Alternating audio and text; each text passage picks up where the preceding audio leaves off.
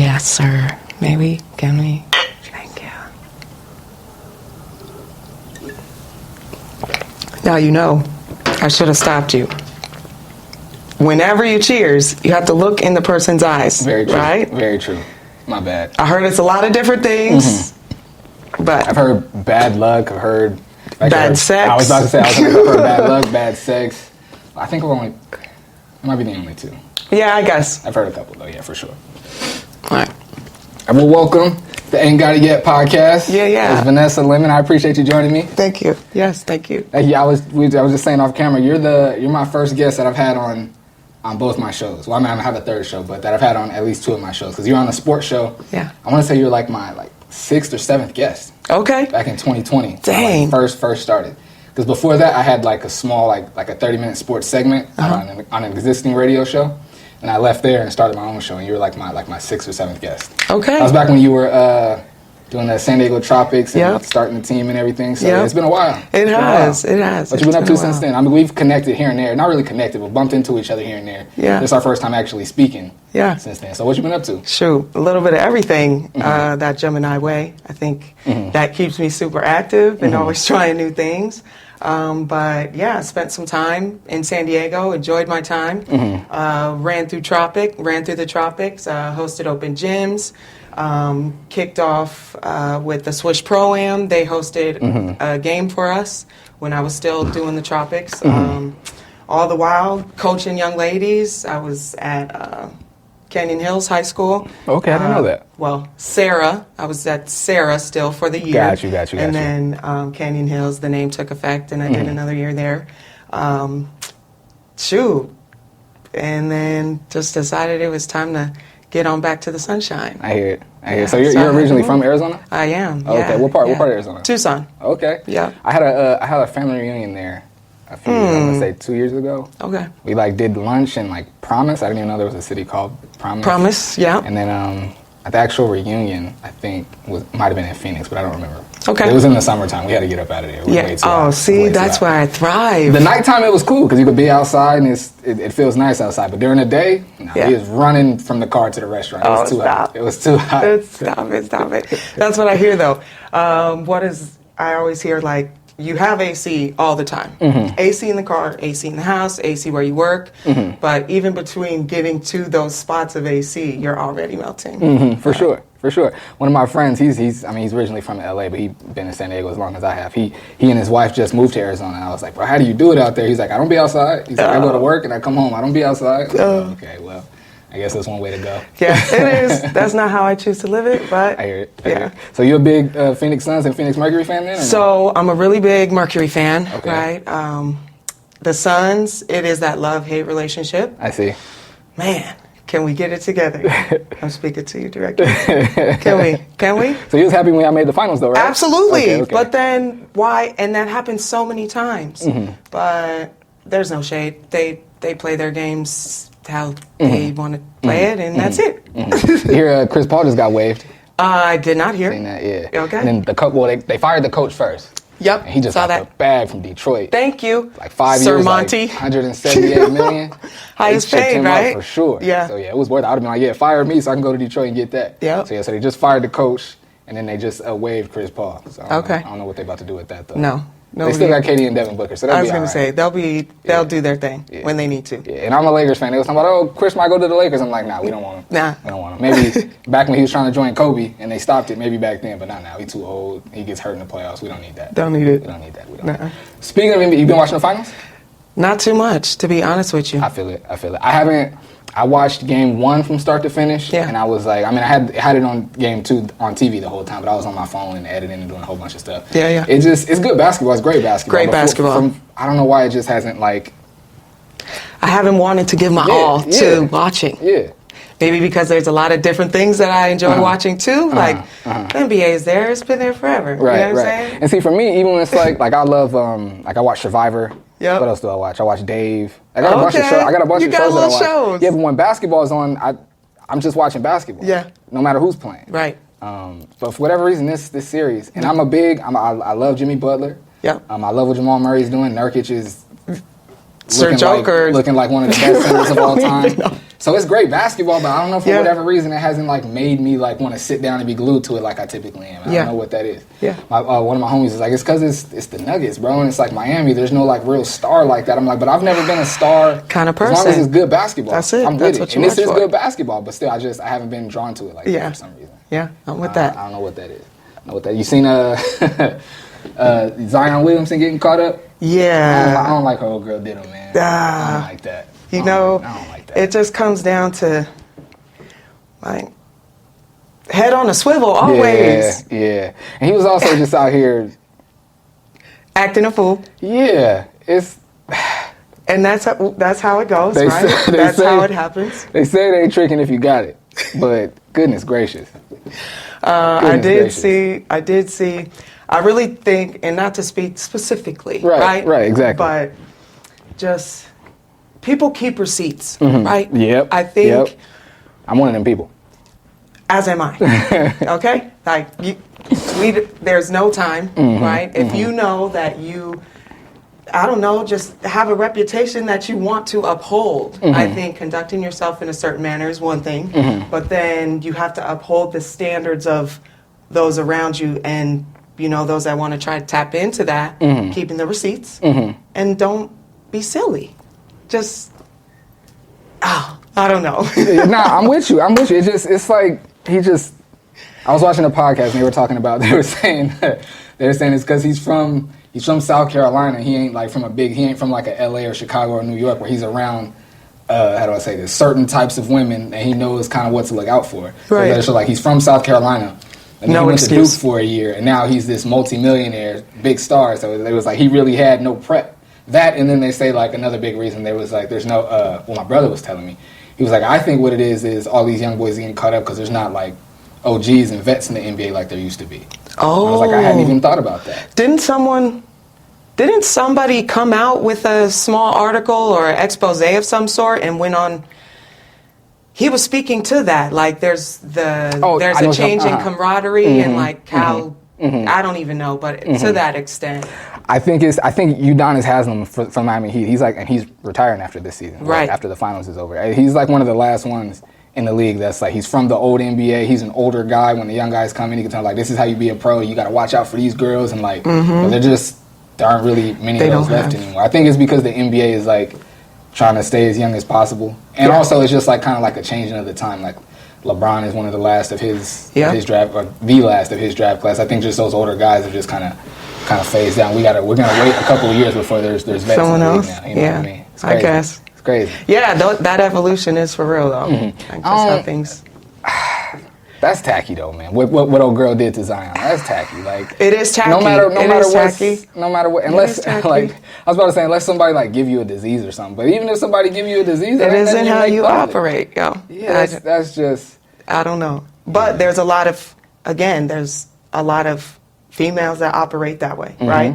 Let me not even just say females, because there's a lot of males too that just do this, like, for what though? Oh, why? I don't know. And it's silly that we see these things so much more often, right? And then, yeah, that probably is it. There is nobody schooling these cats on the do's and don'ts, like Deion Sanders. Didn't he bring in old girl? Yeah, Brittany Renner. See? Yep. Talking blue checks and all this kind of stuff. Good like, point. I know there's classes for this. Like, hello. Let's help each other out. I guess there's no vets to do it. I guess, but I was like the NBA and the NFL, they gotta have something in place, or not even the NBA, but the Players Association. Thank you. Gotta have something in place to like. And I know they have like the rookie summit and the rookie conferences Sure. and stuff, but that stuff I would assume is more about like your finances. Yeah. And like how not to trick your money off. But there should be also like look out for these types of, I don't want to say women, look out for these types of, because it could be like even family members that come in and or vultures that want to take your money and, you know what I mean? So just all types of relationships, how to like, operate in them.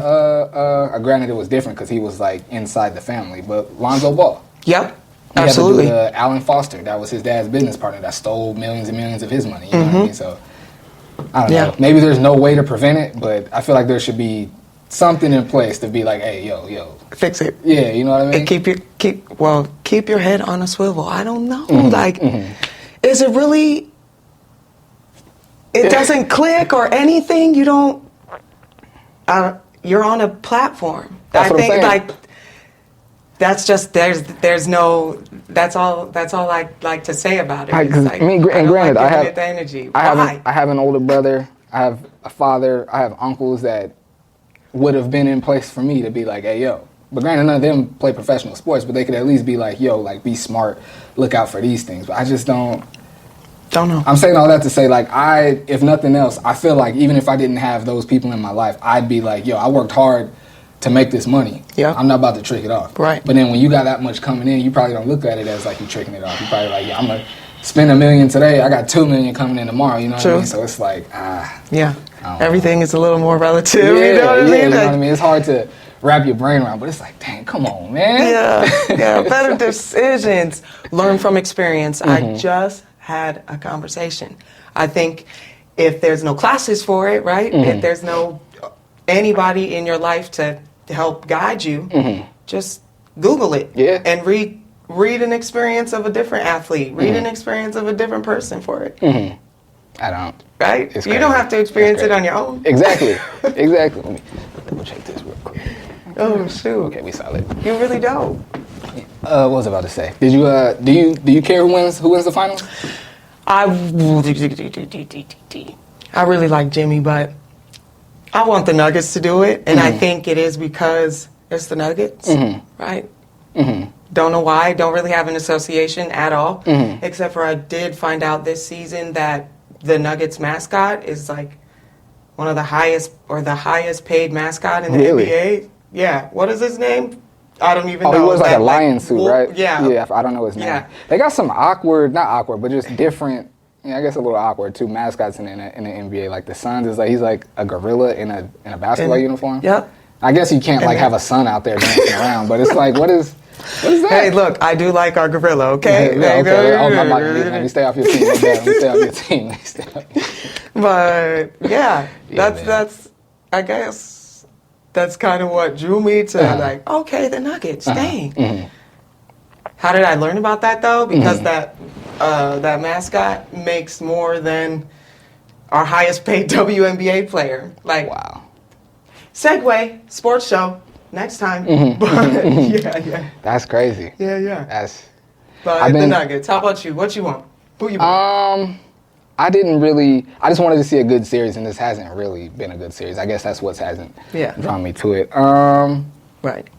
It don't matter. I wanted Jimmy to do it. It don't matter. When it first started, I wanted Jimmy to do it just because, like, I've appreciated his swagger and the cockiness that he's been able to back up to this point. Absolutely. So I've been rooting for Jimmy, but I do also like the story of Denver, like winning their first ever franchise championship and a smaller market team doing it, because I feel like it adds balance to the league. Like if OKC would have got it done with KD and them, that would have been dope. Like a young like expansion team that's from a smaller market. I do like that. Like I like not because they're not the underdog. They've been the number 1 seed, but just like that story of like a team that doesn't typically win. I do like that. I can see that. So, I like that. I'm not mad at Denver winning, but I did want Jimmy to do it. I can't lie. I did want Jimmy to do it. Okay. Yeah, for sure. I got a lot of right. We know a lot of Miami fans. Yeah, for sure. Imagine. For sure. It goes both ways. Absolutely. Before we transition, who is your least favorite team's fan base? Because in basketball, because Cowboys fans are interesting. I'll say that. Right. So who's like your least favorite fan base?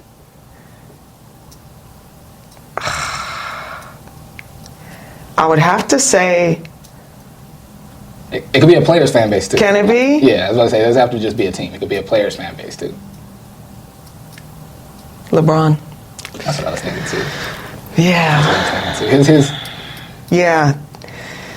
It's hard. I don't even want to open that can of worms. Right? Because I go outside and they be like, excuse me, friend. Hello? I feel Excuse me. I feel it. You won't have to. I'll touch on that. I don't like how, like, for a long time, and you know what? The Kobe fans were that way as well, too. When LeBron started to make his climb as the best player in the league, the Kobe fans had been so used to Kobe being the best player, and nobody could really challenge that. Like, T-Mac challenged it for a little bit, but Kobe was all alone by himself for the longest time. And then here come LeBron, like, looking like he's finna be the new face of the league, and the Kobe fans didn't like it. And it was like, no, he sucks. He's this and he's this. It's like, bro, he's undeniable.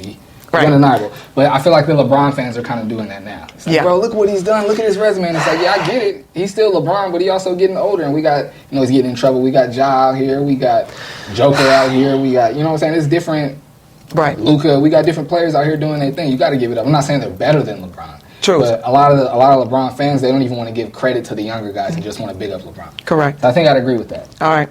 I'm a Lakers fan, but my least favorite fan base is our fan base. Really? Yeah, because the Lakers are so it's such a global brand. Okay. There's so many fans, which brings in the casuals that aren't really basketball fans. Got I always you. tell people I'm a fan of basketball before I'm a fan of the Lakers. Yeah. I love the game first before I love the Lakers. Okay. You know what I mean? Yeah. But I feel like a lot of Lakers fans, they love the Lakers before they love the game, and it makes them not be objective. Mm-hmm. Like they're just ridiculous. LA all day. Yeah. And it's like, oh, we got 16 championships. It's like, yeah, bro, we just missed the finals 2 years in a row. Like, you got to be realistic out here, too. Right. You know what I mean? So I think it's, and please don't kill me, Lakers. Lakers I was going to say. I'm with Laker gang all day, but I'm a objective and rational Lakers fan. Okay. And a lot of fans aren't. A lot of Lakers fans aren't. Right.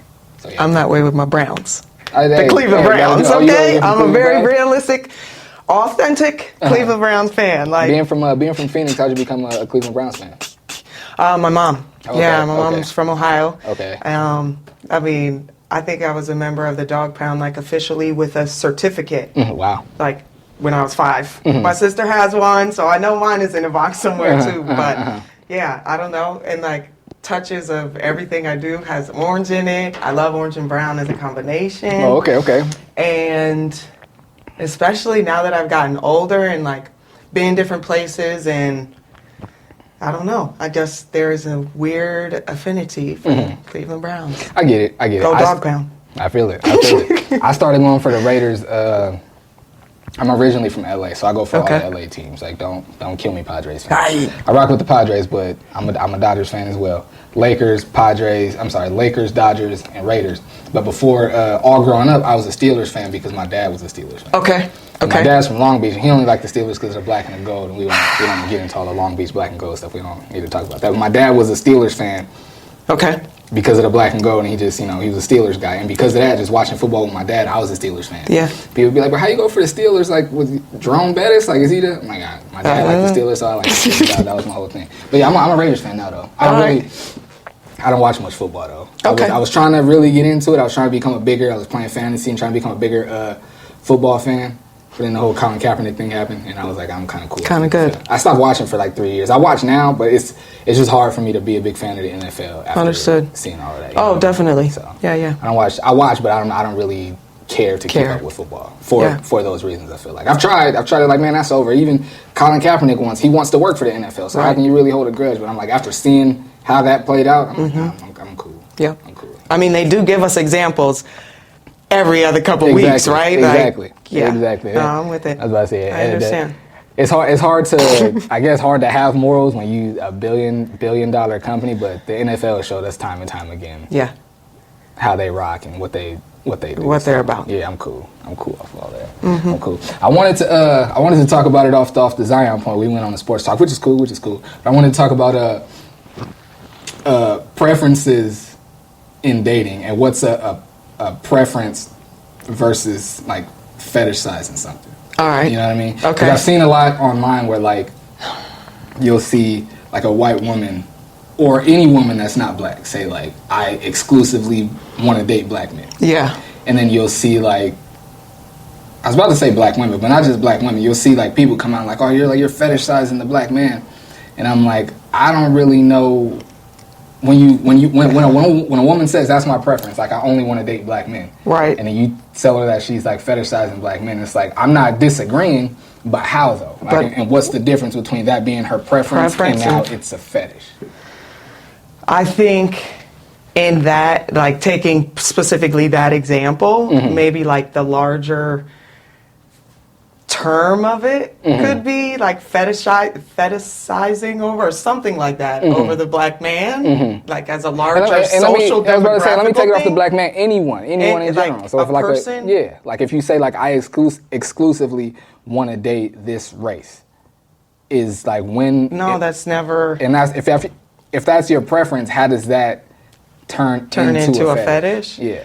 I mean, no, I don't see that part. I think, yeah, that's a preference. That's always a preference. What you prefer of someone, what you prefer in someone, versus when you really, the only real examples of a fetish I can think of is like a foot fetish, right? That's what I go to Like, too. I think there is a clear separation between those types of things. Preference. Looking up, let me fetish. see. Fetish says make the object. No, that's a bad definition. That's fetish size. Hold on, let me just look up fetish. Fetish. What does it say it again? Fetish size, like fetish. Fetish. IZE. Eyes. Fetish size. Yeah. Fetish eyes. Let me see. All right. See, I was close with the word. It goes right to that. A form of sexual desire in which gratification is strongly linked to a particular object or activity or part of the body other than the sexual organs. And the second definition is an inanimate object worshipped for its supposed magical powers or because it's considered to be inhabited by a spirit. Ooh.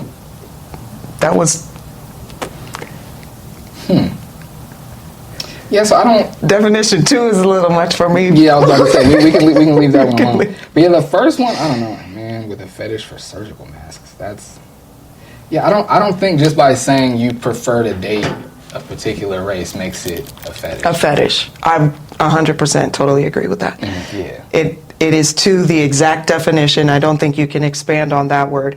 I do totally understand Webster leaves a real wide range of different things for us, yeah. But yeah. And I just think I don't think that's a little bit unfair, I'd say, because I don't really, It's absolutely unfair.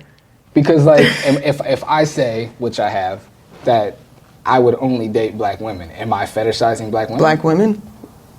Or is that just my preference? I can give you the reasons why. Right. Like, clearly give you the reasons why. Yeah. And so after I give you those reasons, would you still feel like it's a fetish? Like, I just feel like that's unfair. And I feel like that's like you're unfairly like attacking someone respectfully. Like, okay, like if I met a black woman and a white woman, and she said she only dates black men, for me to say that she's fetishizing me or my brothers is like...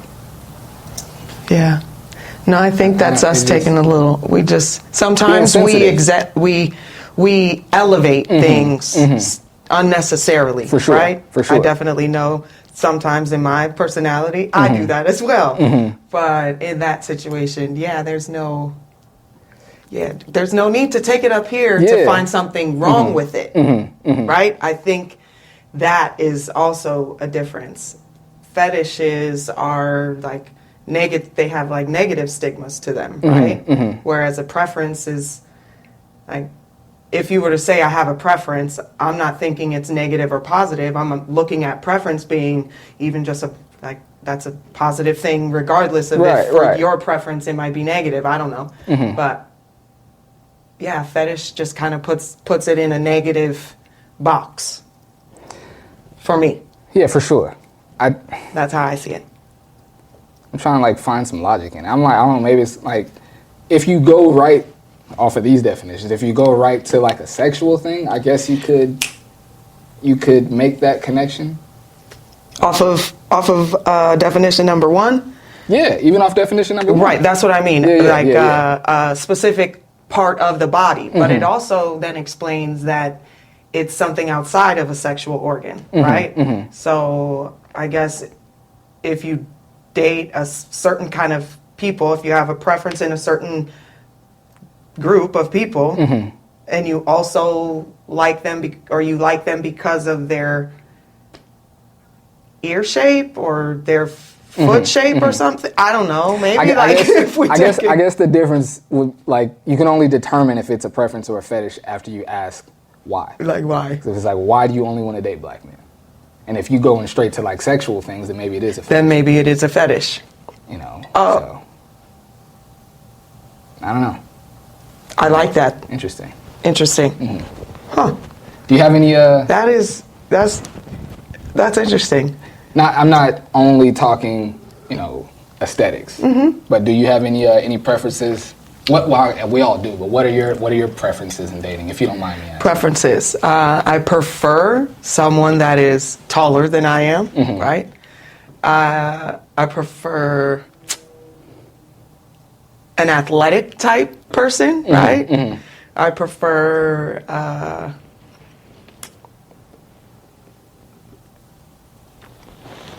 Careful now, you have a bunch of people shooting their shots. Careful now. Do you see though? We already talked about it. Like, we got to be real.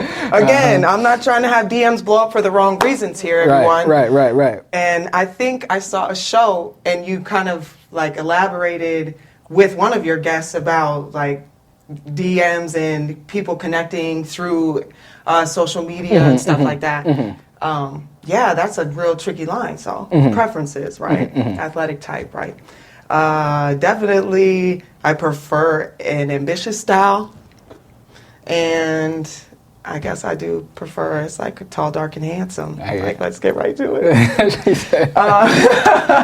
But yeah, in all of that, like just someone that's fun too, right? I've been seeing all the talk about like. I've been seeing. Let me just say, it's probably not on everybody's timeline, but I've been seeing like more of a.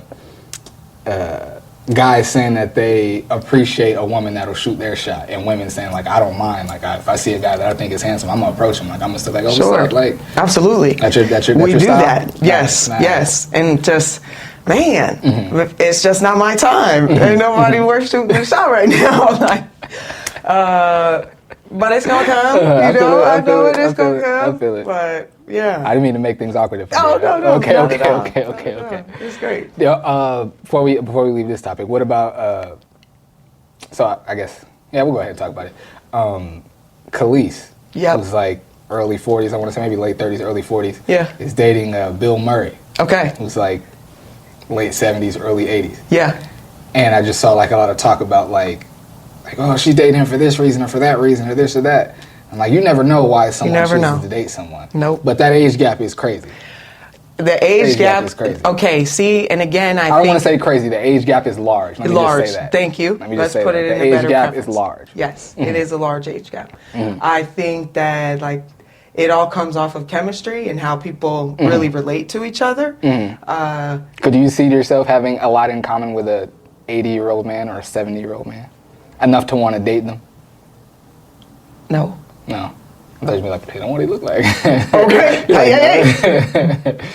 I will see again. The wheels start turning, right? I say no, but I think I vibe very high, like on music, and have a weird interest in history and like things that I am able to carry conversations with older people, I guess, and a lot of my experiences, especially back east, like I would say like my friend group was a lot older actually back there. And I saw a lot of age different marriages when I was back east, which I never experienced over here in Arizona, California.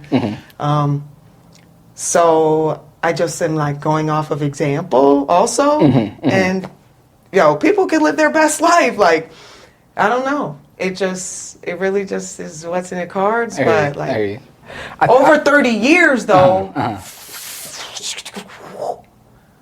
I mean, we got to have a lot in common. You got to see a lot in me. I got to see a lot in you. And that's got to be like. That's the biggest thing. I think most people are turned off by the large age gap based on the aesthetics of it.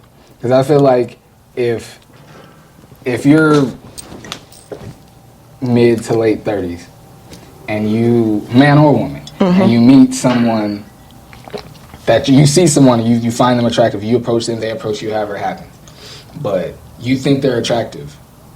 And you feel like, oh, he looks about my age, she looks about my age, and then you find out that they're 25 years older than you. Right. But they look the part, quote unquote. I feel like most people would go ahead and rock out. Yep. It's more so like nobody wants to be like seen out on a date or like, you know what I'm saying, with like someone that looks like their grandpa or something like that. I think that's father, right. Yeah. So I think it has more to do with aesthetics more than it has to do, because you could find things in common with anyone. Of course, you know it's that visual.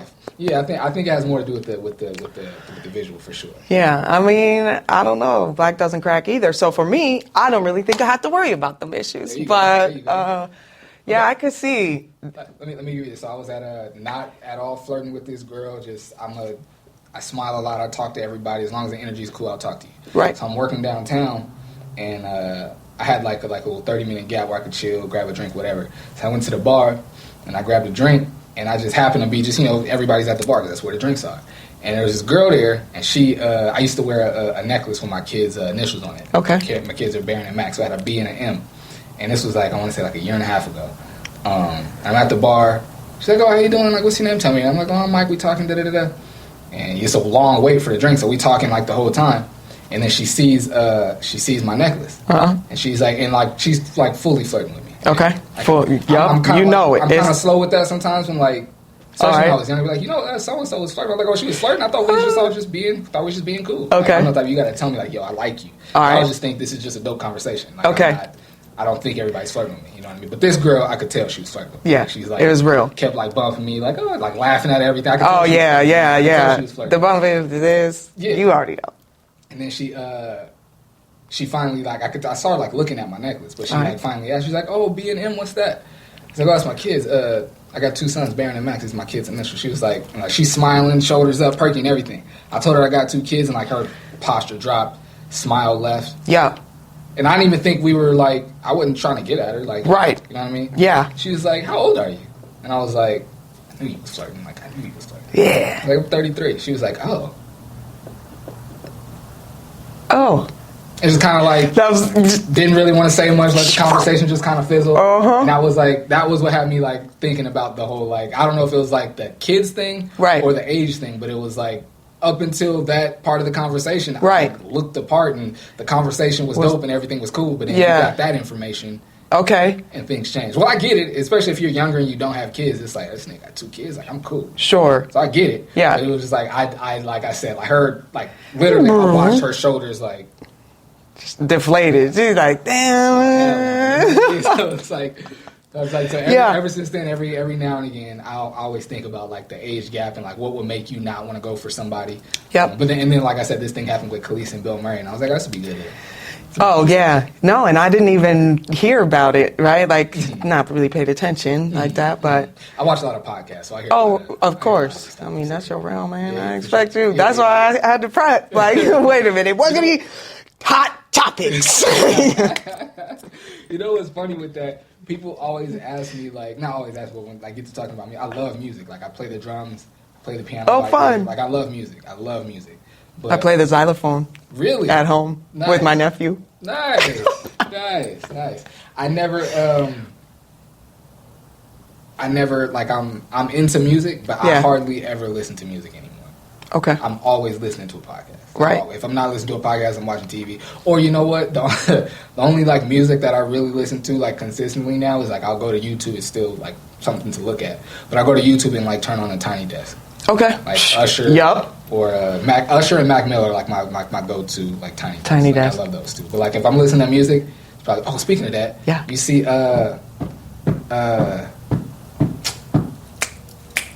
who just did a Tiny Desk and I was watching it? Outstanding. Girl, you knocked me. Oh, I don't. Charlie Wilson? No. I can't believe I'm blanking on his name. But the Gap Band anyway. They just did a. Did they? And it sounds amazing. I can imagine it does. Sounds amazing. Oh, I'll definitely look that up after this. To the Tiny Desk? Yes, I am. I'm a Tiny Desk stranger. I was gonna say Mac Miller, definitely. Mm-hmm. And I have some homies that always run Tiny Desk, literally. Mm-hmm. Folks, I'm like, what? Mm-hmm. Every time. So I guess it was kind of... I've wanted to, I don't really have the bandwidth to do it right now, but I've wanted to for a long time create, and I want to do everything for Dago. I love Dago. We're dope. We don't need to go other places. We could just create the dope stuff here. Dago's dope enough to do it here. Agreed. For a long time I've wanted to help create a Tiny Desk space. Something where local artists could come and perform their original music or do covers, whatever they want to do. But just a place here in San Diego where people can come and watch it. And we got the dope cameras and the dope setup where you're going to have some good content. You can have it for your catalog, put it on whatever you want to do with it. But I think, and there are a couple of spaces like that here in town. I was going to say, may I? I think, is it Dream Radio 619? Mm-hmm. I could be wrong. I don't know. I don't want to say like Instagram handles or anything because I'm not really sure. But I also believe it's like out of a bar up off of University, the ugly dog or something like that. And I'm only just a little bit connected with the affiliation in my brain, but I do think there's a space for that. And that's like, I don't think they have the bar anymore. I used to do business. oh, I don't think they okay. have the Please bar elaborate. Tell anymore. me. They do still have. So they had so there's Dream Radio, and shout out to them. There's Dream Radio, and then there was the bar next door that. Okay. They used to own it. I'm not sure Okay. if they own it anymore. Right. But they do still have their. It's a lounge, so they sell clothes in the front. Yeah. The radio station, they got a recording studio in the back, and they print up and like screen print and embroider all their own clothes. Damn. They got a full and there's a barber in there. Oh, it's like a one-stop shop. okay. They got it going on. Okay. They got it going on. Oh wow. And I know they like Dago Fats. Oh wow. Probably my favorite San Diego artist, Dago Fats. He's done a few shows there because they have an event space as well. Like they'll clear out the front lounge area and put a stage up. Oh dang. Like live performances there. Okay. That might be something. On radio. That might be something y'all want to look into, man. Like hosting, like have like a quote unquote like little like residency like set up there. Because I think interesting. That's something. As a matter of fact, there's something here in San Diego. Like let me see if I can find it real quick. I'm not taking too long. But there's something. One of the girls that performed, her name is Britt. She performed at Soul Sunday not too long ago. Ooh. And she, let me see if I can find the name of it. Thank you for that information about the other place. I want to be working. Connections, Sessions networking. at the Shop. Sessions at the Shop. Sessions at the Shop. So it's like, that's a fire little name too. I like that handle. Give us your best 90 seconds. Yeah, so it's like, and it's a dope. Ooh, turn the sound off. There we go. But yeah, they have like. Now I'll record this and say that, but they got like, you know what I'm saying? The content is dope. Oh I saw him yeah. on Sunday. He's really dope. So like you know what I'm saying? And that's great content. That's Britt. She's amazing. All right, so I saw you post her, and I did go and check her out. So yeah, Okay, go. Yes, Brittany is it right there. I love when and Rakaya. I just saw her right now. She's the host. Have you ever been to a Neo Soul Tuesday? At Phantom Lounge?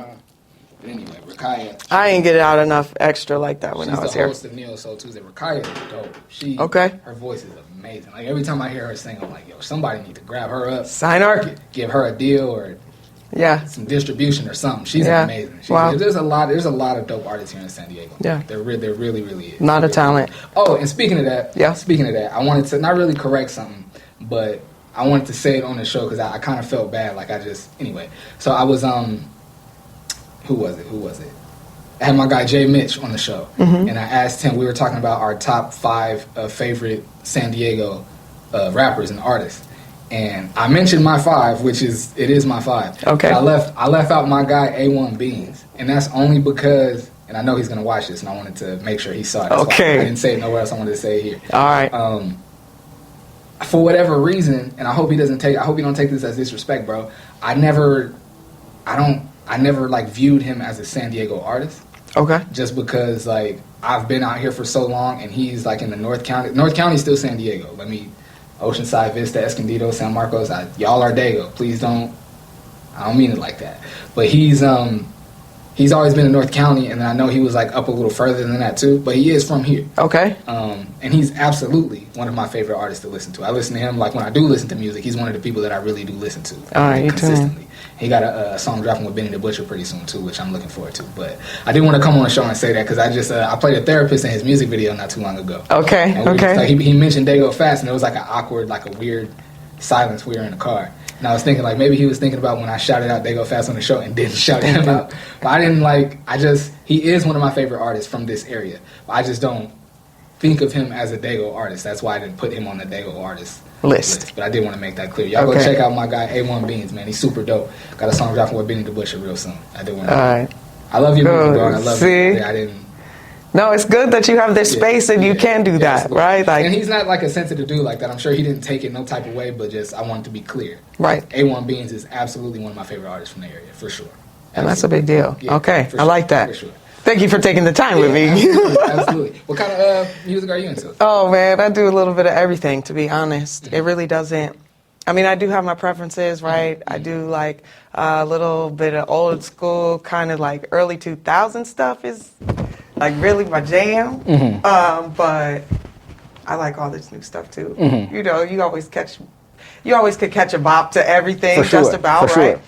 But I think I also have a unique appreciation for music and different styles and artistry, like just creativity, period, right? So, yeah, you're gonna get a lot of different things. I usually don't realize how much I like a song until I'm downtown working.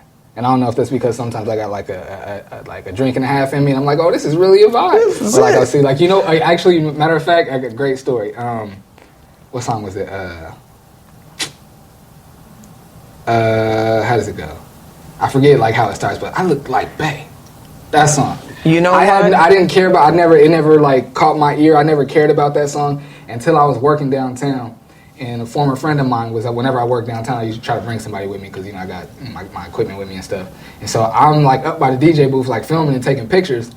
And I look out on the dance floor, and that song is playing. And he's in the middle of like a circle of girls like dancing. I look like Bay, and that made me like that song. I'm like, oh, this song is dope. This is it. So like I'll be downtown and I'll see somebody like me or somebody else catching a vibe to a certain song, or like a certain energy, and it'll make me like that song. You know It brings it home for you. I don't listen to much music, so like when I catch it in those moments, like I'm like, oh, this song is dope. This song is dope. So yeah, that's usually how it happens for me. All right, that's a good way to take in music too, like how other people enjoy it organically, not like the radio played it a million times, or it's on all these videos and you got no choice but to like it. Like I experienced it organically, saw what it does and how it moves the people, and I'm like, you know what, I like that. That part. You know what I mean? So yeah. There's not a lot of people though that have that type of appreciation and observance for things like that. You know what I mean? I try my best to be observant and to just like be present. Yeah. Like a lot of the times, like I'll be places. Like I remember being at years ago, rest in peace. But when Nipsey was still alive, I might have been like 2018 maybe.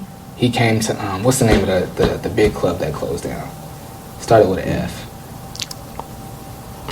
I don't know, but anyway, Nipsey came out and he performed, and I remember Nipsey until the day he passed was my favorite rapper. Okay. And so like when he came out, like, and I'm just like watching him come out, and I'm like, oh, this Nip, like, oh, shit, right? And I seen like everybody like, like pulling their phones up, and I'm like, I don't know if it's because he's my favorite guy or whatever, but I don't want to experience this through this little screen right here.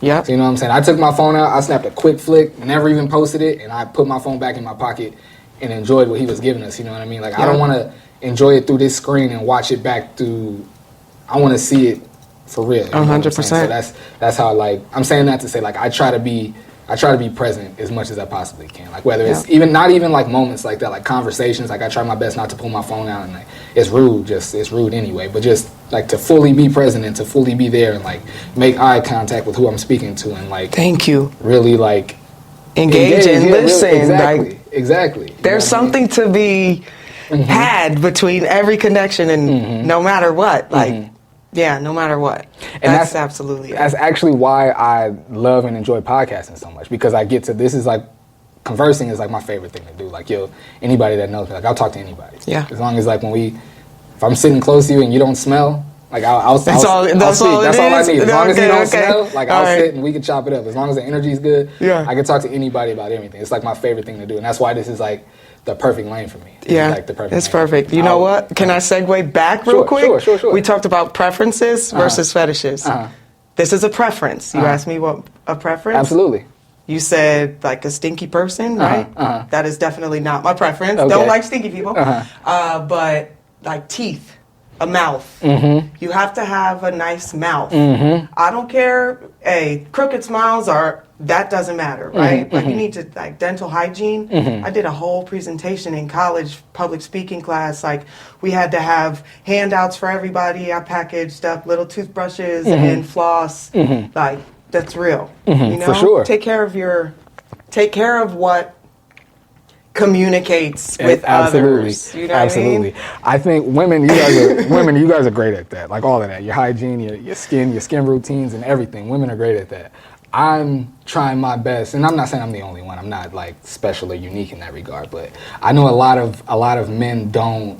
It's not right. It's not like a point of emphasis. Yeah, and I feel like it should be. It should be. Like, you spend all of this money on your clothes and on your shoes and on your jewelry, You should spend money on your skincare and your beard care and your hair care and all of that too. Don't just get a dope cut. Okay. Know how to take care of your hair. Don't just wash your face. Like, know what you're supposed to wash your face with. You know what I'm saying? Yeah. Like, that's. Okay. I think it's a big deal. All right, it's a huge deal, and it's crazy. Like how far that goes. Yeah. I think most men don't understand how far that goes.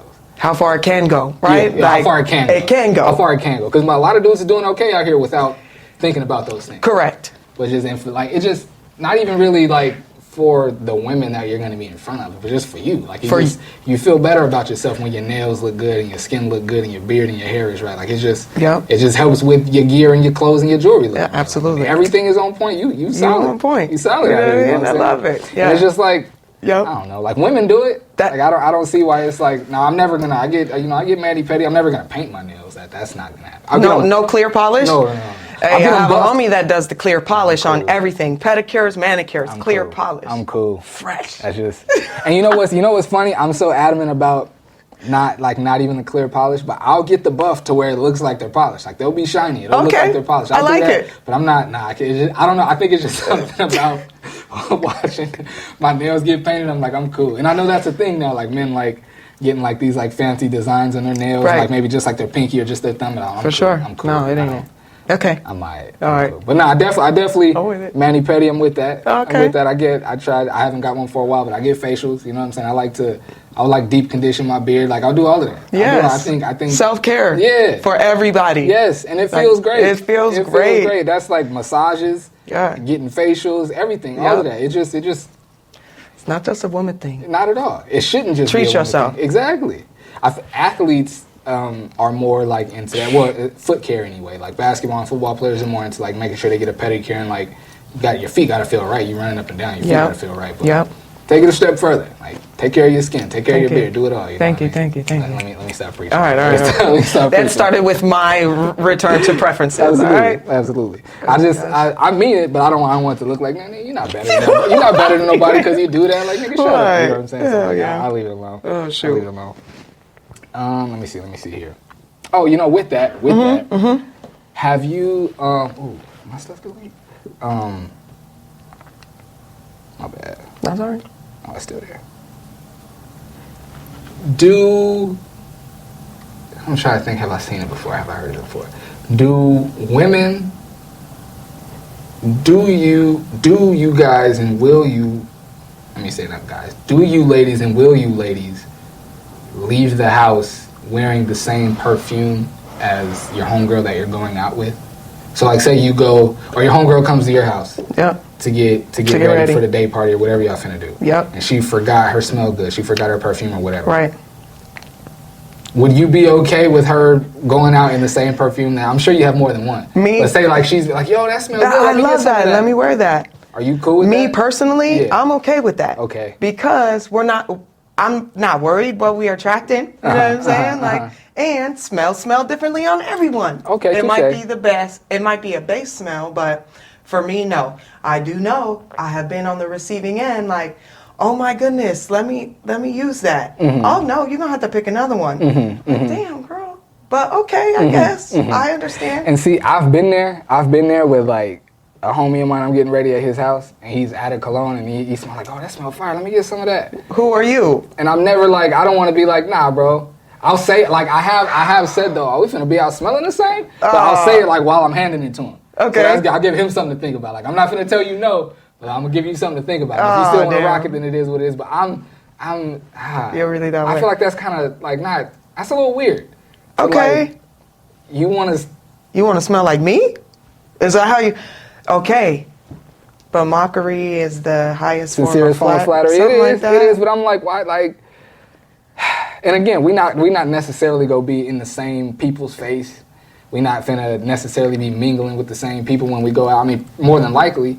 But like, I'm saying like, if we out at the bar on a dance floor, and it's not like the same girl gonna be in my face, that's gonna be in your face. So I'm not like, but it's just like, why? You want to smell like me, bro? You want to smell like me? I think if it was more, I don't know. No, I have been the person to be like, oh yeah, it's right there. You can use it. I hear it. That's fine. I'm never gonna do that. I'd much rather. Maybe I need to switch it up. Maybe that's part of the problem. Shit. No, live your life, do what you gonna do. But for me, it's like, I don't know. I'm like, I'd rather smell like my lotion and my beard oil than have on the same cologne as my man. I don't know. Maybe I'm weird in that way. That's not weird. But that's a preference. There you go. I prefer not to smell like the homie when we go out. That's how Okay. All right. I now know, though, I won't ask. I will simply just ask to use something else if I were to forget. But I also nip that in the butt because I travel with little sprays everywhere. I hear. Right now. And see, I usually keep a cologne in my car just because I'm usually like on the go. Oh, and this is like, see, it's like I'm back to preaching. Fellas, It'll smell good too. The cologne is for your skin. It's not for your clothes. It's not. That's when it starts to smell crazy. And let's keep it funky. I was about to say men, but I would assume women too. We don't wash everything after one wear. Like this shirt. Like this is, when I take this off today, it's not going in the washer. Understood. Yep. I'm gonna put it on a hanger and I'm gonna hang it back up. Yeah. But I don't spray cologne on my clothes. That's not where it goes. Ladies too, though. Yeah. I think it's an unsung art. And again, maybe it goes back to having people in the home, having people around to help school you on these little things. That's a fact. That's a fact. But yeah. I'll give a cheat code here, fellas. Get your lotion in your hand, right? Rub it in just spread it on your hand.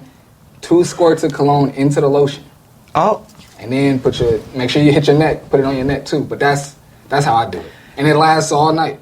Yep. It lasts all night when you do it that way. But yeah, cologne is... When it goes directly on the skin. Oh, there you go. Take a note from ladies. I don't know because things have gotten a little weird. I see a whole bunch of different things too. But dog, I put it here, here, right? If I really want to get fancy, I put it like on my ankles and my feet will be out. Right. You know what I'm saying? And yeah, that's where it's supposed to go. Yeah. That's where it's supposed to go. If you use oil instead of perfume or cologne, that's also where it goes. I be like, and again, I'm back on my soapbox again. I be wanting to I be feeling like there should be like more, I don't want to say classes on this, but more men need to really like poly and really talk about this. Like how to use cologne and like where to put it. Because I'm the same way. Like I'm gonna hit my wrist, hit my neck, but also if I got on short sleeves, I'll put it like at the bend of my elbow too. Okay, yeah. You know, because if you giving somebody a hug and it's like, hello. I mean, shit, they're gonna be right here when they hug you too, but it's like, yep. I don't know. I just think like that's a good spot. Yeah. Okay. Yeah, but again, it's in the lotion though, and I was like, right. You know It's not. Yeah, it don't have to go in the lotion, but anyway. I like that. I'm preaching. I like that style. Okay. You're preaching. Yeah, I did a little listen to. Oh, this is random. All right. Did you see? This is a complete left turn. You see killer whales? They're out here sinking boats. No. Killer whales, orca whales. I mean not orca whales. Orca whales are sinking boats and teaching like shamus. Yes. Okay. Are sinking like large boats and teaching their kids how to do that. Teaching their offspring how to hit the boats and sink the boats and all. They're saying it's supposed to be like at like years of like get back, like payback to the human race or whatever. That's exactly where my mind went when you said that. Like I saw the article where something like that ain't true. And then I started seeing the videos. It's like people like fully having like called the helicopters in to rescue them and like the boat is going down because they think like the orcas are playing at first, like just coming and swimming close, but they keep hearing these loud thuds. Yep. And the next thing you know, it's over. It's going down. Oh dang. Yeah, no, I think that's crazy. That's everything. That's the weather too right now. Getting back at everybody. Yeah. Like, that's true. Just so happens. Well, I think they got weather machines. Listen, they know what the heck is going on. That's for sure. Yeah, for sure. With weather machines too, potentially. But speaking of ocean life, this is another level. I guess it's right in line with ocean life. I seen on Instagram yesterday a whale swallowed 2 people and their canoe. They lived. They ended up making it out of the whale. But they slow-moed and everything. You see the people in their canoe and the whale like fully come up and I guess not swallow. Didn't that happen to Geppetto? He made it out too. I think so. It happened in the Bible too, actually. Oh. Yeah. See? Yeah. Are you for real? I'm not. Yeah, I'm not. See, that's why I was about to say that's why I want to go out in big boats, but they sinking the boats now too. So I'm cool. No, they're eating canoes. That's wild. Really? That's wild. I'm gonna stick to the pool and the shallow part of the beach. I'm straight. Dang. I'm already leery of because we don't know what's out there. We really don't. We can only explore down so far. We don't know what's out there. There could legit be mermaids. We don't know. There is. You think so? I'm a mermaid when I go up to Torrey Pines and be in that colored ocean water, right? I heard it. Oh man. Have you seen the new mermaid? The new Little Mermaid? I haven't. No, I'm waiting to see it on the Fire Stick. Oh, okay. Is it on Disney Plus? Yeah, I have Disney Plus. Oh, is it? I don't know. Oh, if it is, I'm gonna watch it tonight. I hadn't even thought about that. Mm-hmm. But you know what?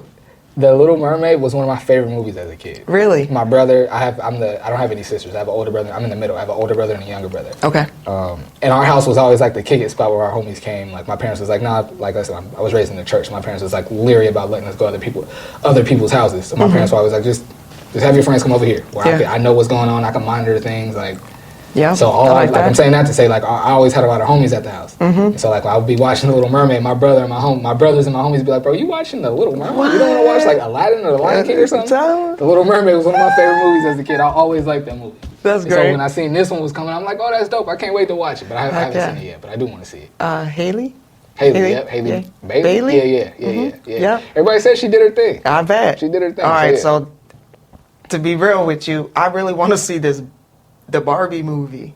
The Barbie? I haven't seen with Issa Rae, Ryan Gosling, Maggie. Wow, I haven't heard about that. Bogut, the chick that plays Harley Quinn and all that. Oh, she's dope. I Like I haven't heard about that. You said the Barbie movie? It's a movie, yes. Wow. And they all have their own little Barbies. There's like 4 or 5 different Kens. There's 4 or 5 different Barbies, like of every ethnicity, you know what I'm saying? There's an Asian Ken. Wow. Is it John? I don't remember exactly, but yeah. I would watch that. Like, I'm really interested. Speaking of that, I saw something online yesterday that the Little Mermaid, Frozen, and Tangled, like the Rapunzel story, are supposed to be all connected. Really? Have you seen the Frozen movie? Yeah. I've only seen it like in bits and pieces. I've seen Frozen 1. The first one. Yeah, I haven't seen the second one. So I guess like their parents like died and then like their boat went down, their ship went down. Something like that. Yes, from what I remember. So if I'm remembering it correctly, it's supposed to be, the story goes that Anna and Elsa, their parents were on the way to Rapunzel's wedding or something like that. Whoa. And and Tarzan, and it's connected to the Tarzan movie. So their ship went down. Yeah. The parents lived and made it to like, they found, like not an island, but like they made it to shore somewhere. Yeah. And built a house. And created Tarzan? Built a house and were eaten by lepers and their son lived. And that's supposed to be Tarzan. And then in the Little Mermaid, the shipwreck that she sees is supposed to be that same ship that went down. You're blowing my mind right now. I was reading all this like, what? Yeah. And my favorite Disney movie is Robin Hood, all right? Really? Simple and that's plain. We know, all right? Right. But I saw that, I was like, that's dope. And I guess like in certain parts of the movie, you see the different characters from the different movies, you see them in the backgrounds of things. But yes, all those I'm just now noticing the lemons and the earrings. That's dope. That's dope. But yeah, they're all those movies are supposed to be connected somehow. Wow. Oh yeah, I'm gonna have to check that out. Right? What? Yeah. No, really. Did you see even my eyes like a little like whoa, wow, that's intense. But yeah, I do want to check out the new Little Mermaid though. Yep. Did you see? How'd you feel about Okay, how do you feel about the backlash? Not the backlash, but the uproar of people being like upset that Ariel's black now, or that Spider-Man's black now, or like any of that. Like, what are your thoughts on that? Okay. Because I have mixed emotions on it. Not mixed emotions, but 2 different trains of thought on it. All right. I love it. Mm-hmm. We'll go to Spider-Man first. I learned back when I first saw like Into the Spider-Verse, the first one, like there was a Miles Morales in the comics. Like, okay, let's be real to all the Spider-Men that have been out there in the verse, in the whatever, the multiverse, right? Like, comically, and I don't even know this stuff. So I think for the Spider-Man story, let's just have a wider appreciation, right, of all the Spider-Mans. Okay. Because, I don't know, I saw Into the Spider-Verse, and, like, I fell in love with Spider-Man. Watching an animated Miles Morales. At 30 whatever years old, I was like, wow, this is dope. I love it. As for The Little Mermaid, I feel like I guess it's two trains of thought, right? I haven't seen the movie, so I don't know if it, like, is the same depiction or whatever, if the story's off, that type of stuff I never care about. And, like, again, everything goes through transitions. Like, how many Grinches did we see? How many people were upset that Tyler, the Creator, was, like, the main artist on that Grinch movie? Right. I feel like it's only certain pockets of people that really take issue with stuff like this. I agree, and I also think it depends on what it is too. I think, Tell me. respectfully, I think a lot of the time, like, white people are just overly sensitive about certain things. Like, it's a mermaid. She's not even. It's a mermaid. She's a fish. It's a She's movie. It's not even. She's not even a white woman. She's a fish. So chill out. It's a fish. Until she grows legs now. That's true. Touche. But I heard in the movie, though, I guess it isn't really a spoiler because everyone knows the story of The Little Mermaid. But I heard that. I heard that Triton, who's the Little Ariel's dad in the movie, isn't black. Oh. And so then, she's like a little half-breed girl? She's got all these sisters and none of them are black. They're all different nationalities. And then somebody was telling me, though, that when fish, like when a mother fish gives birth, it's like all the fish are different colors. So that checks out. And I was like, oh, that makes sense. Okay. But then I guess, what's the prince's name that she falls in love with? Eric. Prince Eric is white in the new Little Mermaid, and his mom is black. So it's like a whole. But anyway, but I think it just depends on what is being changed because like I watched. I hope they come back with a season 2. But Wonder Years. Did you watch the new Wonder Years? So I've only seen a couple episodes. Yeah. Love that show. All right, I agree. It's funny. Show. Really good show. Yep. And I remember when it came back and it was like, oh, the Wonder Years is like the family's black now. And I'm like, oh, that's dope because I watched the original one. And it was a white family. Yeah. And I remember seeing online like white people, respectfully, not all, but some white people like upset that the Wonder Years was black people now. And I'm like, oh, stop being so. But then I got to thinking like, if they did a remake of The Fresh Prince and it was a white family, I'd feel away. I would. Would you? Or if they did like Good Times and it was a white family, now I'd be like, oh heck, okay, yeah. Right? Because it's like, yo, that's ours. That's ours, right? Okay, What do you? A different world. If they went to, I mean, there's no remaking, but I'm with you. Yeah. Right. Yeah, but if they brought it back and it was like, so I see both sides. It's like, stop being so sensitive. It's a fictional family. It's TV. Like, relax. But at the same time, like I said, if Fresh Prince were to come back and Will and Uncle Phil and Aunt Viv and it was a white family, I'd be like, what are they? But for me, though, I feel like at the end of the day, if the show was good, I'd be like, it's a good show. Okay. But initially, when I saw the Banks, if the Banks family was now white, I know I'd feel away. Of course. But The Fresh Prince of Bel-Air is my all-time favorite show. So if you saw that, yeah. But that's why I went to Good Times and some other things too, because it's like certain things we know as ours. And maybe could they remake Martin? Oh, I'd be hot.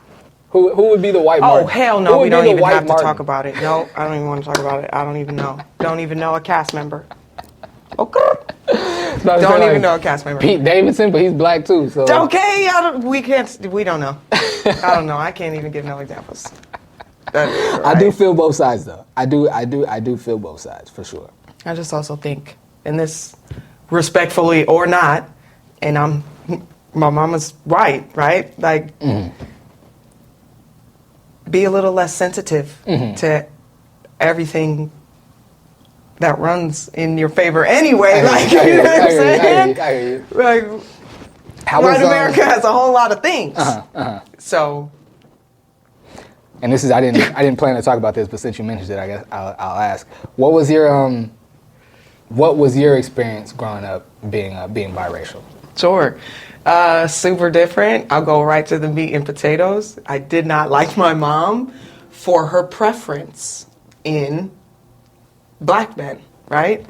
And that really, like, very early drew... You didn't like that she only dated black men? Correct. Okay.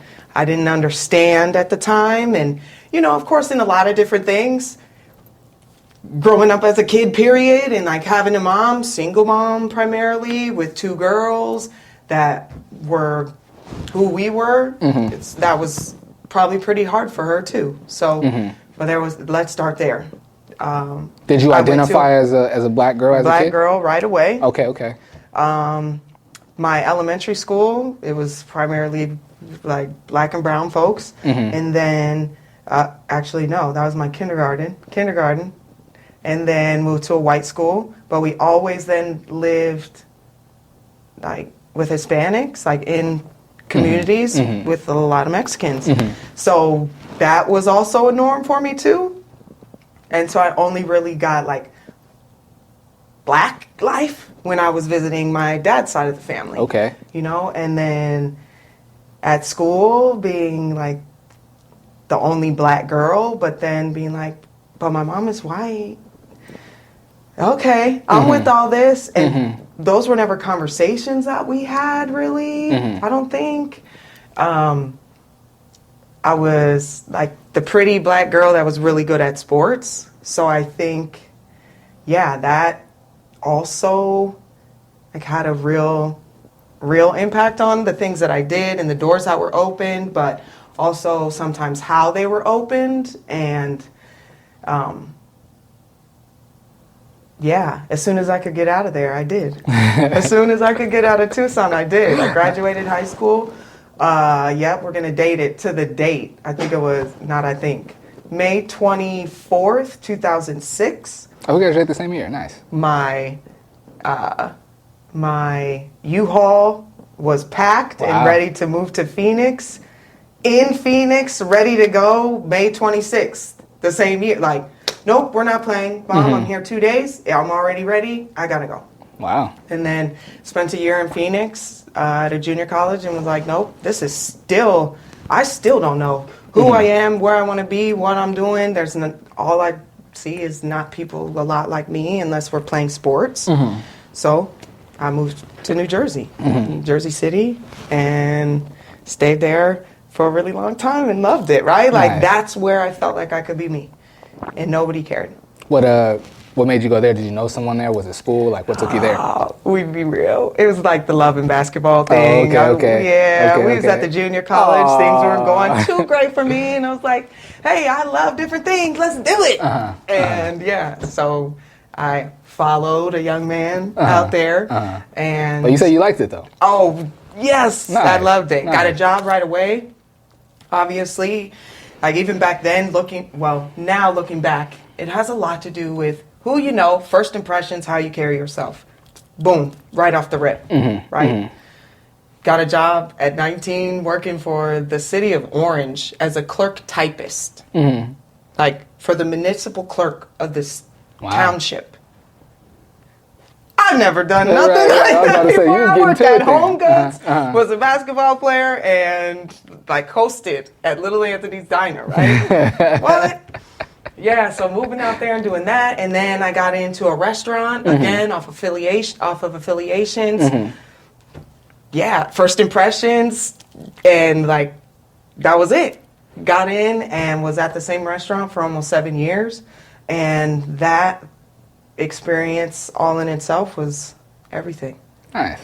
Yeah, Nice. But growing up and being biracial was definitely difficult. And so to remedy that, I moved. Okay. And yeah, it took until I was a young adult and even a grown adult to realize like my place and work through things. But yeah, I know I possess a lot of power though. You know what I'm saying? There you go. The best of both worlds. You know how people like to joke around about that? Oh no, I do. I have the best of both worlds. And it is how you embrace it, how you take control of it, and what you do with it. How, because I'm sure it's happened just because, you know, humans are humans. Tell me about either like an awkward or interesting I don't want to say like anything that made you like angry or anything, unless you want to share that. But it's like a time when, because people could assume that you're biracial, but at the same time, until you told me that, I didn't know. I just thought you were just a light-skinned black girl. Right. So like, I guess I'm asking about like experiences where you've been with and around and hanging out with black people, and then they start to say unfavorable things about white people, and you're like, yo, my mom is white. I got a whole white family over here. It's actually like a little switch. And not for nothing, I tend to not share because a lot of people don't, just like you, they're not thinking that I have a white mama. It's like a, what? You know, I'm just a black girl that speaks well or whatever. Like light skin, she talks like a white girl, whatever. But yeah, but again, it's a really awkward thing for me because I do have folks in my family that are older, right, on my mother's side, that do operate in a way where I'm able to be like, oh, yep, I know exactly what you're talking about, or want to get in on a conversation, but then I'm like, wait a minute, like you're talking about white people and it's in my presence. But again, do they know that I'm half? You know what I mean? Like, is that something they're thinking about? And for the record, I never used to call my mom white. Growing up, my friends, school, coaches, like, my mom was not white. She was the fake black lady, or the white black lady. I see. Yeah, I got an ass whooping at 17 years old. Like, still, that's how we were catching things in life. But so our dynamic is different. It's when you get into the grandparents and the great uncles and stuff that things get shaky. But yeah, I think it again, to touch on it, because I've been in so many circles like that.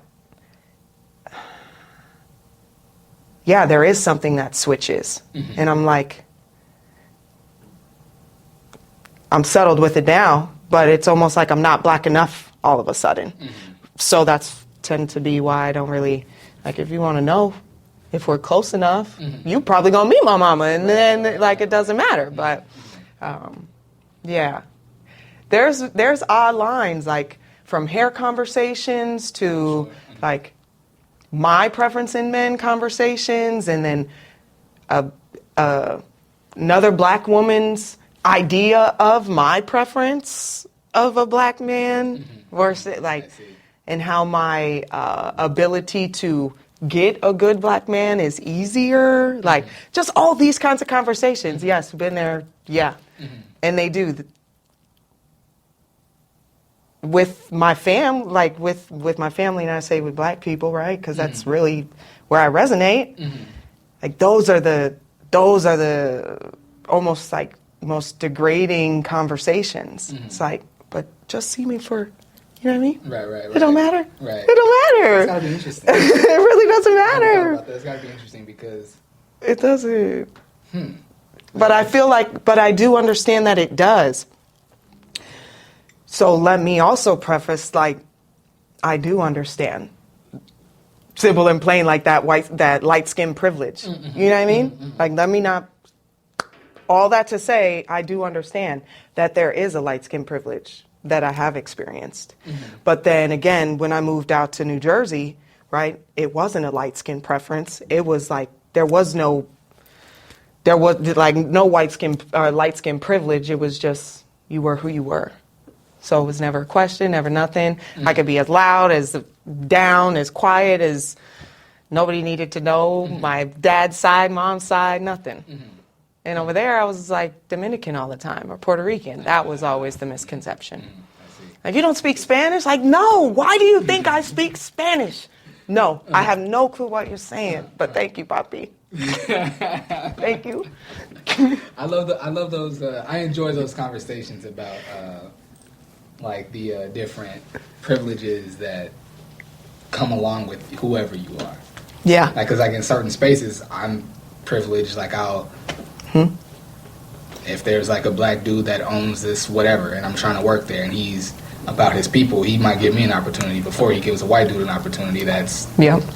just as or maybe more qualified than me. I understand. And I'm never I'm never like, I understand when those things come into play. Like those things are just, they are what they are. Like pretty privilege is a thing. Light skin privilege is a thing. I have light skin, pretty privilege. That's a tough thing to break through. I'm learning right now, just turned 35. Yes, happy birthday to me. Happy birthday. Learning a lot, right? This life has shown me a lot, but those two things in itself,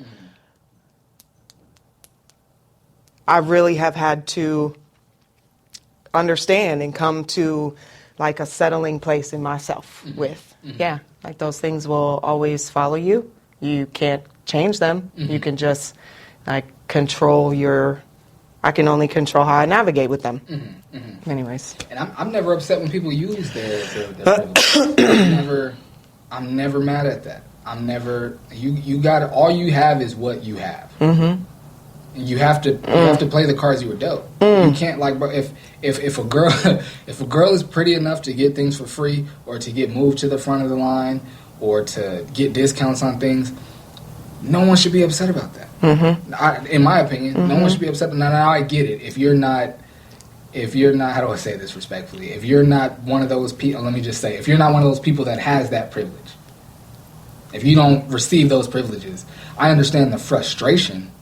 Or not even the first, yeah, I do understand the frustration, and I do understand you pointing it out, but I don't, like, for you to get upset with someone that does receive those privileges, it's just, I feel like it's just howling at the moon. Yeah.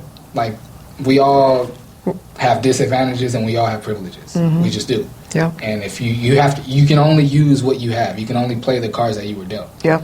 And like I said, and if you're handsome enough or pretty enough to get benefits based on that, then it just is what it is. It's like, and it sounds the way, me being someone that comes from like the lower middle class. I mean, respectfully, my parents, like the middle class. For me to get upset with someone that is from the upper class, or they have privileges based on who their parents are or the money that their parents have, like. Yep. They playing the cards that was dealt. Yep. How can I be mad at that? How can you be mad? I wish I had it, sure. Yep. But how can you be mad at them? They didn't. Yeah. Like, how can you be mad at a pretty girl for getting privileges? Like, she made herself look like that. Thank you. Her parents met and had a baby, and that was the product. That's the product. And she gets to reap all the benefits. Humbly, right? Let me preface, like, when I gave my privileges, I need to, that's humbly. Me being able to acknowledge and like, yes, I understand I'm a pretty face. I can't control that. Like, I'm a pretty face when I wake up in the morning. I don't wear makeup. Like, that's a natural gift. And for a really long time, and even now, I'm still, like, even how I dress tailors, like, I try to tailor that back so I don't catch attention. Like, so I'm only catching the right attention. But, like, how can something that God gifted me with, how can I be using that to have so much, like, boxing control on myself? Like, world, you're just going to have to be mad. Yeah. Like, unfortunately, Yeah. you're just going to have to be mad. Like, there's all sorts of privileges, and I feel like people only get upset with the money privilege and the pretty privilege. And, of course, like, white being white. Sure. That, I think the athletic privilege, we're going to start seeing more trends of athletic privileges. Like, you mean like with the NILs and things like that? I think, but yes, that's for the sports show. But yeah, with NILs and just overall the trend of how student athletes are being groomed and all those things, there's going to be, like, I think there's going to be a significant shift in how that works and the privileges that young people are really going to have in order to take advantages of what you and me could have got by working our tail off and blah, blah, blah, blah, blah. For sure. Yeah. I didn't mean to cut you off. No. Okay. That's a sports show for sure. No, we can talk about it here. There's all sorts of privileges, man. Like, I feel like there's a privilege that I don't even know. It's not even a privilege, man, because I know I can improve. like reading comprehension and like being good at reading and enjoying reading. Not saying it's a privilege, right? But shoot, I'm trying to see how I'm trying to think about how I can maybe like your knowledge bank, your wealth of knowledge, or how you've accumulated knowledge and or the type of knowledge that you've been able to accumulate, right? I think that is also a privilege. I agree. Like education, sure, you can like, yeah, you can go to college, whatever, sure, it might be harder for you to get there, but if that's really something you want to do, boom, there are ways to get that. But like certain types of knowledge banks, there's a privilege to that. For sure. Yeah. For sure. And I think, I actually think that the people that love and enjoy reading have a superpower that the others don't. Oh my gosh. Absolutely. I absolutely 100% agree with Oh my gosh. 100% believe Yeah. that. Like if you love to read and you enjoy reading and you'd rather read than watch TV, and I'm not saying this, you can watch TV too, but if you'd rather read than watch Netflix or turn on YouTube or whatever, I think that is a benefit to you. Yep. And you're gonna receive not the same, but you're gonna receive privileges based on that because of the knowledge that you've gained that comes with loving to read. Yeah. Yep. Okay. Yep. Yes. Okay. You framed that very, very nicely. I loved reading as a kid, and my mom used to be so proud. Like I remember a couple of times, like my brothers being in the backyard playing, and I would hear my mom like, "Where's Michael?" And I'd be like, "I'm in the house. Like, she's gonna find me." I wouldn't be like, "Yeah, I'm in here, Mom," but I'm like, "She's gonna find me. Like I'm in the garage, I'm reading." Yeah. And she'd come in there, and my mom would tell me like, "I really love the fact that you love to read, son." Oh. She would just leave it at that. Like, Yeah. I love the fact that you love to read. I'd be like, okay. All right. And she'd go back, do whatever she's doing. I would just keep reading. Mm-hmm. You know what I mean? And I don't, I still love to read now. Not as much as I did as a kid. Like, but when I was a kid, I loved TV too. Like Power Rangers, Recess, the cartoon Recess. Oh, like, yes. you couldn't tell me nothing. Like, Dog, I love Pepper Ann. oh, yes. The whole Saturday morning lineup. Recess, Doug, Pepper Ann. There was one, was it Rocket Power? Rocket Power, too. That whole lineup. For sure. Don't get it twisted. I was a TV guy too. Oh, like, I shoot. knew the Power Rangers. I knew their names on the show, and I knew because he used to say like Billy played by so and so. Right. Yeah. I knew their Power Ranger name and their real. Oh, first and last name. shoot. Like I was that. You were that kid. I was that kid. Yes. You know what I'm saying? So I was all about TV too. The stuff that I enjoyed. Yeah. I'm actually, speaking of that, I remember in the 5th or 6th grade, I remember ditching school to watch the new episode of the Jamie Foxx show. Oh. Because the new episodes came out on like a Tuesday or Wednesday, and then the following day in the afternoon at like 11:30 or noon, they would rerun the episode that played the day before. Uh-huh. And I remember I had like a game or basketball practice or something, and I missed the new episode. Yeah. And I did not want to go to school with all my friends talking about the new episode, and I didn't know what was going on. Right. So I remember I literally ditched school, like stayed home from school so I could watch the new episode of the Jamie Foxx show, so that when I went to school, I knew, like, I was like, I'm not going to miss it. I got to see it. So I'm saying that to say I was all about TV, but as a kid, I would much rather, like, unless one of my shows was on, I would much rather prefer to be reading. To be reading for sure. See, and I that was an was outside kid too. I played, jumped fences, played in the canyon, played basketball, played hide and go get it. I did all of that. I did all of that, but I loved to read as a kid. Okay. Too, for sure. Yeah, for sure. no, I definitely missed that boat. Mm-hmm. Like, I only read when it was necessary, and even when it was necessary, I was skimming through as fast as I could. Like, you know what? Let's go outside. I feel it. My older brother was the same way. My love for reading, I don't want to say died, but kind of like went away when I got to like high school, when they would like assign reading that you didn't want to read, care about. Right. Because there was only so many books in high school that I enjoyed. Like even when they introduced like To Kill a Mockingbird, I was like, I don't want to read that. But then when I actually read, I'm like, oh, this book is pretty dope. Right. Huckleberry Finn, that was dope. But there was only like so many books like in school that I was like, I enjoy this. And then I was like, why can't you just say you have to read 3 books and write reports on this and prove that you read it and that you understand and you know what this book is about. Right. But making me read this is like, I don't understand. Now that I'm older, I understand. Like, To Kill a Mockingbird is a book that we all should know and read and understand. Right. Huckleberry Finn is also one of those too, but I was like, why I gotta read what she told me to read or what he told me to read? I already love to read. Just let me tell you the 4 books that I'm gonna read this year. I'm gonna give you these reports and I'm gonna tell you about these books. Yeah. But you know what I'm saying? But I love to read as a kid. Okay. And even now, like I still love to read, but again, it's gotta be like what I'm interested in. And I'm more so like interested in like autobiographies now. Or like stuff that like autobiographies. And also I was about to say like Kevin Hart, his second book, what was it called? His first one was an autobiography.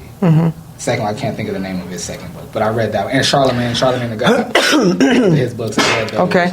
But yeah, growing up, I was more like I read like Phil Jackson's autobiography. Jalen Rose, Michael Jordan. Like I'm into like I like reading about like people's real life and their actual experiences and what like led them to what they're doing now. So and how impactful and influential though too, right? Let's not play. You ain't just reading the homie's book from like anywhere. You know what I'm saying? These are people that have done something. Exactly. Like Jalen Rose, Kevin Hart, Phil Jackson, Michael Jordan. These are all like wildly successful people. And then while I'm not an athlete nor am I a comedian, I can read your book and take little things from your story and like when you got to this point in your life, you made this pivot and I can take little nuggets from each. You know what I'm saying? Oh yeah. It's like these dudes are millionaires. Like, learn from somebody else's experience. Exactly. Yeah. So yeah, I'm into autobiographies like big time. Those are my favorite books to read for sure. Okay, we like that. Let me see. I think we hit everything. I think I got to hit you with the quick hitters now. Let me see. All right. Oh no! Before we get to that, we kind of left the dating thing, but it's cool. Pet peeves in life and in dating. We'll start with life first. Like your pet peeves in life. Pet peeves in life, like.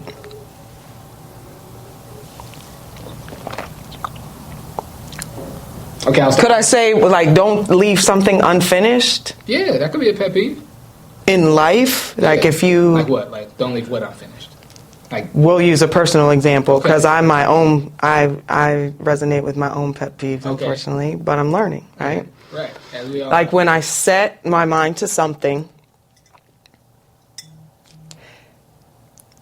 like don't beat yourself into a wall if you're not bearing any fruit, right? Like even though you feel like you want it, right? Even though your passions, like all these different things, it's all resonating with you. Boom, boom, boom, boom, boom, boom, boom. Like that's a pet peeve. If it's not bearing no fruit, cut it. Like, just let it go.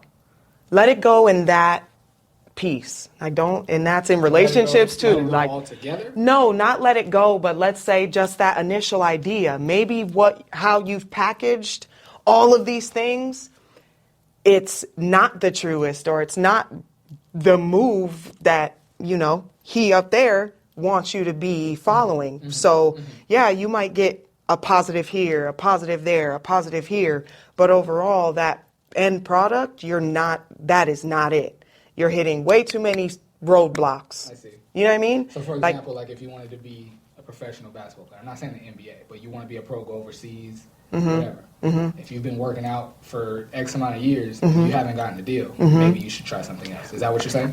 Yes. Okay. Yeah. Okay. Yes. Again, try something else, but even if that means you're trying a different style of training, you're like meeting with a psychologist, like you have to pivot. There has to be a pivot. It's not necessarily the goal, but just how you go about it? How you go about it. Okay. How you go about it. You can always have it. And again, speaking directly to myself and all the amazing things that I've been able to create in such a small amount of time. But even still, I'm only creating like bits and pieces because I'm trying. It's me. When really, if I just give it to him and refocus, that's when stuff starts to navigate. Like literally, be able to pivot. That's a pet peeve. If you can't pivot, another pet peeve in life. The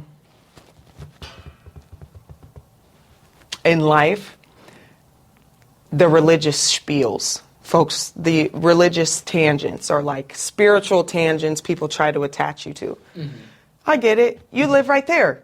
Respect where I live. Right. I don't need anything else. I don't need to go about God like you. I don't need to go about my connection to energy sources like you.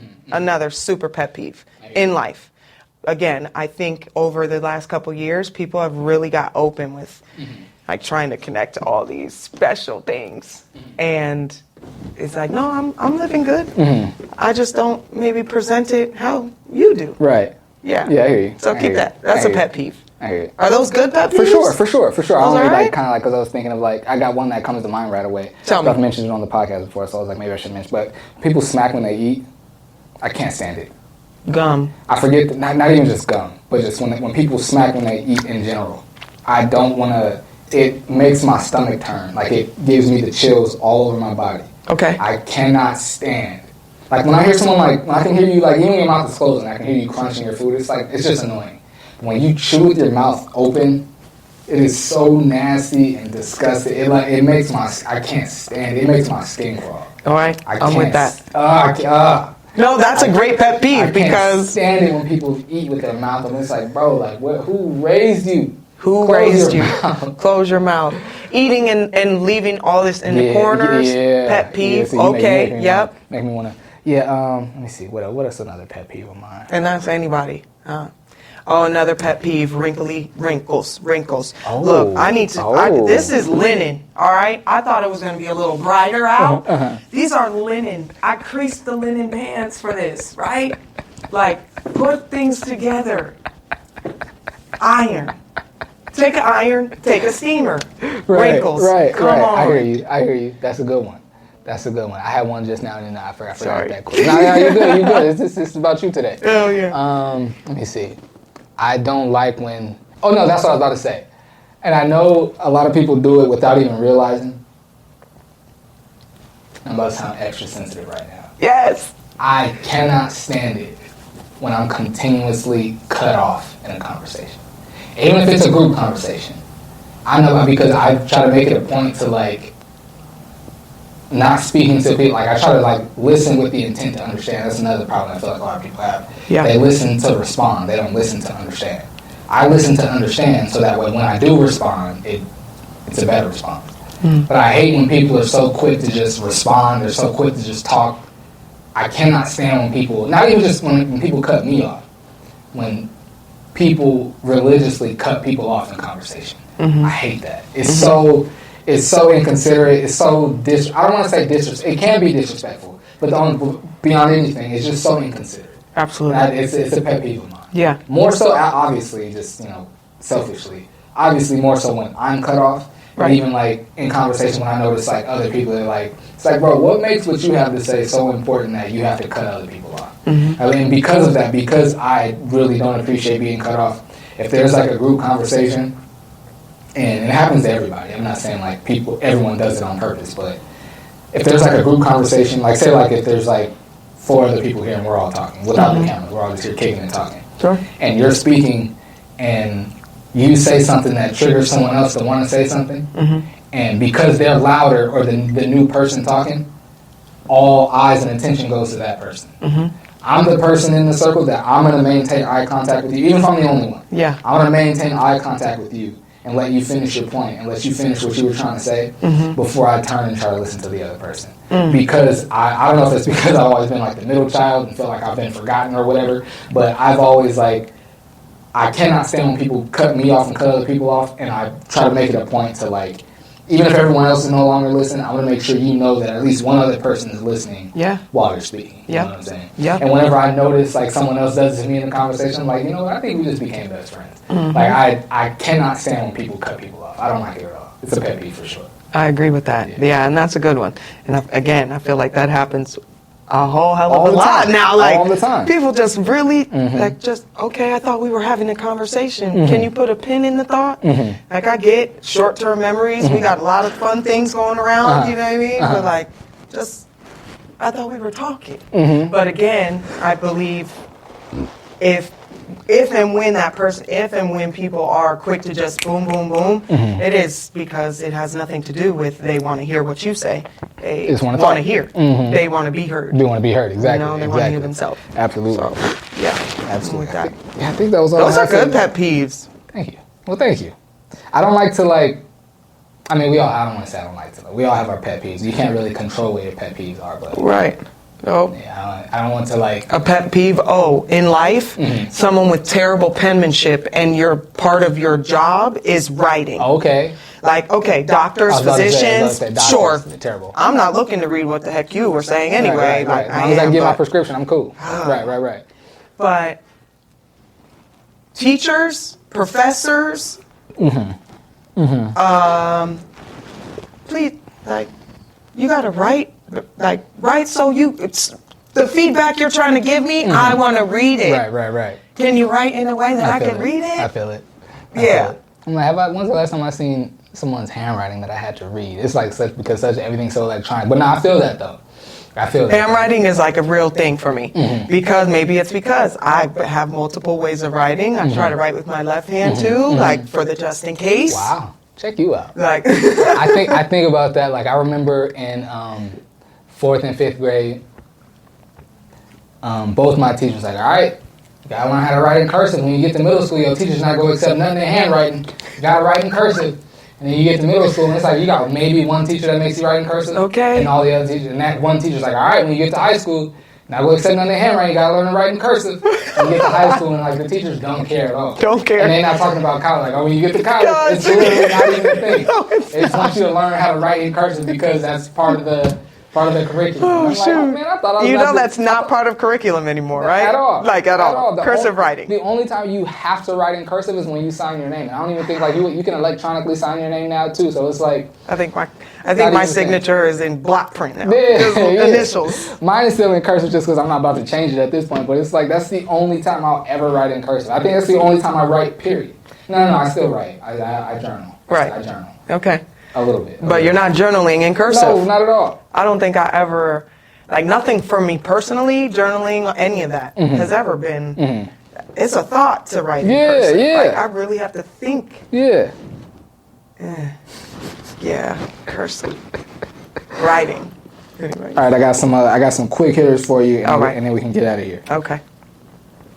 All right, so I'm gonna just say either like one word or one phrase, and you just give me one word or one phrase. The first thing that comes to mind.